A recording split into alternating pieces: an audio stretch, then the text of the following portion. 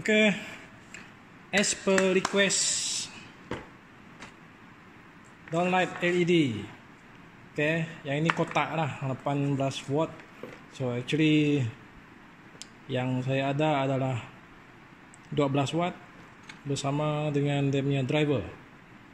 Okay, so tengok spek kalau kita beli LED, keluar dari kotak ada body dia LED dan driver. Driver ini adalah power supply. Oke, kita tengok spek dia 18 hingga 24 watt. Yang ini 12 watt. Oke, so kalau dibelikan begini salah. Driver ini bukan untuk dia. So driver untuk dia adalah yang ini 8 hingga 12 watt. Oke, 12 watt. So kena pastikan bila beli, pastikan supplier kedai bagi ikut wattage. Kalau watt tak betul, nanti pasang tak lama pakai rosak. Oke, sama ada driver rosak ataupun LED ini yang rusak. Oke. So, tengok LED driver. Yang ini 8 hingga 12 watt. Ini 18 hingga 24 watt. So, power lain-lain. Oke. Output pun lain. Yang ini 64 hingga 90. Sini output 24 hingga 48. Yang ini current dia sehingga maksimum 300 mA. Yang ini current dia rendah 280 mA. So pastikan bila kita beli LED downlight, driver dia mesti range ya, okay. Yang ini 12 watt, driver 8 to 12 watt. Maksudnya driver ini sesuai digunakan untuk lampu ini. Jangan salah beli. Kalau nak beli sebagai spare part pun kena tahu lampu itu apa. Kalau driver rosak, driver ini rosak, nak tukar driver, pergi beli driver ini ikut spek asal. Kalau lampu rosak, tengok driver 8 hingga 12, lampu 12. Jangan pergi beli yang 18 watt, nanti tidak matching dengan driver. Oke, so itu berkaitan dengan driver. So macam mana nak sambung, nak hidupkan, senang saja. Tengok video ini terusnya. Oke, so this power supply, katakan ini adalah bekalan kuasa 230 volt. Oke, daripada konektor di atas ceiling itu. Ini saya sambung kepada voltmeter untuk saya ukur berapakah voltan yang saya akan bekalkan. Contohnya yang ini saya bagi supply 230 volt. So range 230 hingga 250 lah ya. So kalau kita tengok dekat driver ini, input boleh daripada 85 hingga 265 50 Hz. So saya pakai dalam range ini 230. Right. So 230. Off. Now saya buat connection. Ini driver, bagi yang dah selalu pasang dia tahulah. Okay. So ini adalah AC input. Okay, pergi kepada konektor dekat untuk lampu itu. Okay. Sambung. Dia tak ada polarity, live neutral, mana-mana saja boleh. So ini saya punya supply lah. Okay. Ini voltmeter ukur. Then konektor ini sambung ke sini. Biasanya konektor ini standard size lah. Okay. Standard size Tapi bagus kalau di kedai, kalau beli cek dulu konektor ini, pastikan sama seperti konektor asal. Takut nanti sometime diameter dia tidak sama. Diameter dia tak sama. Contoh mana satu? Ini. Mana tadi? Ada satu unit tak dapat masuk. Which one? Mana?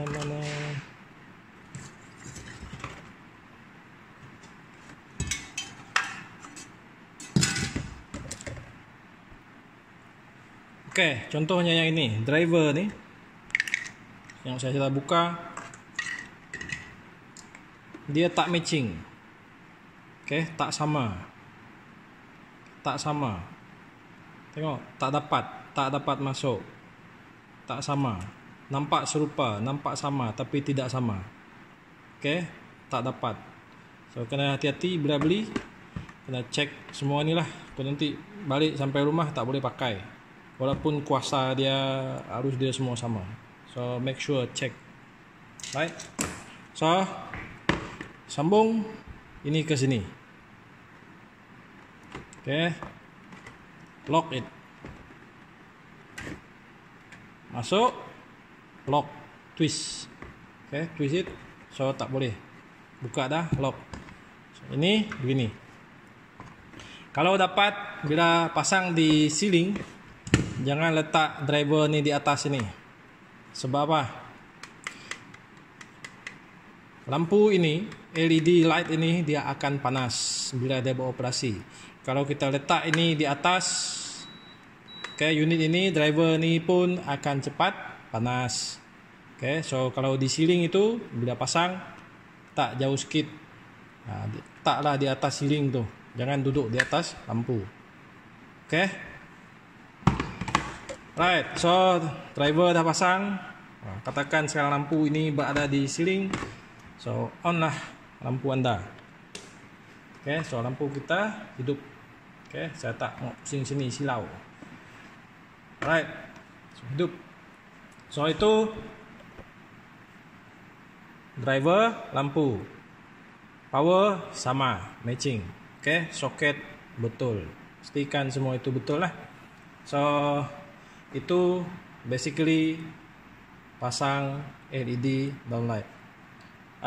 Mungkin ada soalan, adakah kita perlu groundkan body LED downlight ni? Tidak perlu. Tak perlu ground. Tak perlu bumikan sebab AC voltage sampai sini, yang ini menggunakan DC. Tujuan earth terminal ini ataupun yang di rumah adalah untuk mengalirkan arus bocor, contohnya live ataupun neutral ke bumi. Live neutral, bukan positif, bukan negatif, DC. So itu kena tahu. Saya buat satu lagi video yang bahasangan berkaitan kenapa tak boleh sambung ground di situ dan apa efek dia pada sistem. Right? So itu ini yang sudah siap lah, basically. So now kita akan pergi ke troubleshooting kalau ada masalah. So saya ada satu lampu di sini, LED lama ni yang dah rosak. So saya demonstrate sekiranya ada masalah ya. Now kita balik rumah, on kan switch. Bekaran kuasa ada 230, tapi lampu tak menyala. Lampu tidak menyala. Saya offkan lampu, saya off lampu dan kita tengok dia begini. Lampu LED itu di ceiling dia nampak begini sahaja. Tidak blinking tapi melap. So kita tengok ruang ini kosong, yang ini menyala. Maksudnya driver itu sudah ada masalah. driver sudah bermasalah. Driver kah yang bermasalah? Kita on balik. Nah, salah satu cara untuk mengenal pasti masalah ini adalah kita cabut driver. Cabut driver. Oke. Pergi cari satu unit lampu yang bagus. Ambil, sambung. Sambung pada driver dan kita onkan switch. So lampu hidup, driver masih sama. So kalau begitu bukan driver yang rosak. Yang rosak adalah LED ini. Oke, ini yang rosak. Right?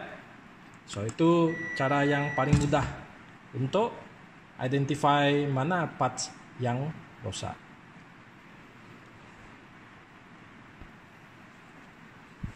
Oke, so itu tadi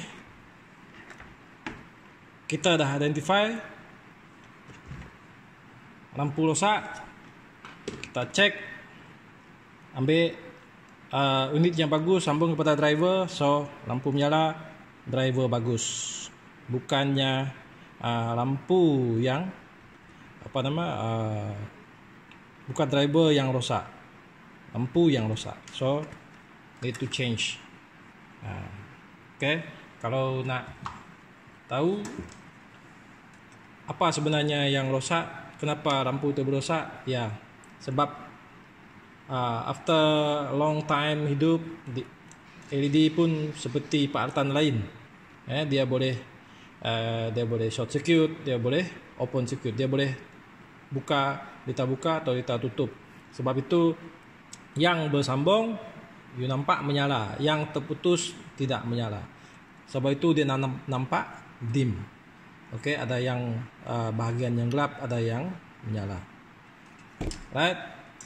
So satu lagi case sekiranya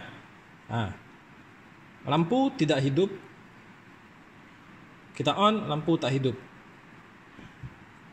Buat yang pertama tadi, kita ambil lampu ini, ambil lampu yang bagus, cucuk sini. Lampu yang menyala di tempat lain itu tadi, bila diambil, disambung di sini, tidak juga hidup. Maksudnya bukan lampu hidup. Ya, bukan lampu itu yang bermasalah. Yang bermasalah adalah driver. It's very simple. Okay. So kalau driver ini rosak, lampu memang tak akan hidup lah. Okay. Dia tak akan hidup. Okay. Ada kalanya dia hidup tapi nampak malap sahaja. Driver lah itu. Sebab apa? Sebab arus voltan yang dibekalkan tidak mencukupi. Okay. So sebenarnya kita boleh beli, boleh ganti dia. Kita boleh beli ini saja ataupun beli yang driver sahaja. Okay. So kena pastikan mana satu lah. Okay. Confirmkan dulu, lalu kita pergi beli. Kalau nak beli satu set, sedangkan driver satu lagi itu masih bagus, membazir. Okay. So ada kedai yang menjual parts ini, sama ada LED saja ini. Ini kita boleh beli asing. Kita beli ini saja, tak payah driver pun boleh. Okay. So apa yang ada dalam driver? Ini saja. Okay, masuk. Ini 240 masuk, keluar mengikut berapa anggaran voltan lah, berapa DC volt itu. Dan arus yang keluar sini adalah tinggi. Arus maintain. Okay, arus tu setkan. Arus tu dalam milliamp, DC milliamp, 200 lebih milliamp sampai 300 lebih milliamp. Yang kemungkinan kalau rosak itu, yang rosak adalah parts ini, IC yang ini. Okay, kemungkinan. Okay, sebab saya pun belum pernah repair ini, sebab beli baru lebih murah berbanding dengan repair. This is double sided PCB. Kalau nak repair, nak disolder pun payah, bagus beli baru. Okay, ikut spek asal. So saya harap dia dapat membantu anda lah. Kalau troubleshooting LED downlight, macam mana nak beli, macam mana nak tukar, nak pasang di atas ceiling, saya tak dapat buat lah. Okay, tak ada ceiling di sini. Okay, so saya harap video ini dapat membantu. 15 menit video. Okay, untuk anda buat troubleshooting sekiranya ada masalah berkaitan dengan LED downlight di rumah.